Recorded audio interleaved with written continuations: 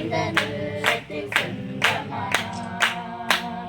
சின்னஞ்சிறு வயதில் என்னை குறித்து விட்டார், தூரம் போயினும் கண்டு கொண்டார்.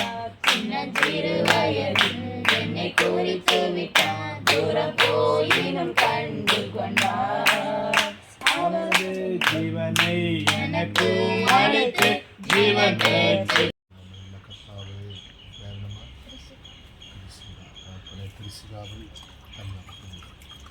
கிறிஸ்துவாவை இந்த கருத்தில் ஒப்பு கொடுக்கிறோம். அவர் மகன் மேல் இருக்கிறதை சூழ்ந்து கொள்ளற்றும் ஆவியான மனித வாழ்வில் ஒரு புதிய ஆண்டவரே வாசலை திறக்கிறதற்காக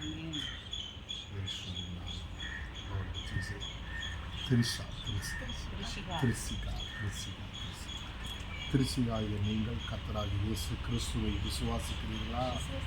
இயேசு மரித்து 3ஆம் நாள் உயிரோடு எழும்பினார் என்கிற நிச்சயம் உனக்குள்ளே இருக்கிறதா? இந்த ஞானஸ்தானம் நான் எடுக்கிற நிமித்தம் எனக்குள்ளே பரிசுத்த ஆவியானவர் என் வாழ்வை நிரப்புவார் என்கிற நம்பிக்கை உனக்குள்ளே இருக்கிறதா? நான் கடைசி வரைக்கும் நான் கிறிஸ்துவுக்காக பரிசுத்தமாய் வாழ்ந்து முடிவு வரையந்தமும் அதை சாட்சி நான் கை கொள்வேன் என்று சொல்லுகிறீர்களா? நிச்சயமாக கர்த்தர் உன் வாயின் வார்த்தைகளை கர்த்தர் கேட்டால் நாளில் கூட விசுவாசம் உள்ளவன் ஞானஸ்தானம் வருவான், விசுவாசம் இல்லாதவனோ ஆக்கினைக்கு தீர்ப்படைவான். இன்றைக்கு தேவன் தம்முடைய மகளுடைய விசுவாசத்தை கர்த்தர் பார்க்கிறேன். இப்பொழுதும் மகளை நாங்கள் இப்பொழுது பிதா குமாரன் பரிசுத்த ஆவியானுடைய நாமத்தினால் இந்த மகளுக்கு நாங்கள் ஞானஸ்தானம் கொடுக்கிறோம். மனம் திரும்ப பாவம் மன்னிச்சுக்கின்ற இயேசு கிறிஸ்துவின் நாமத்தில்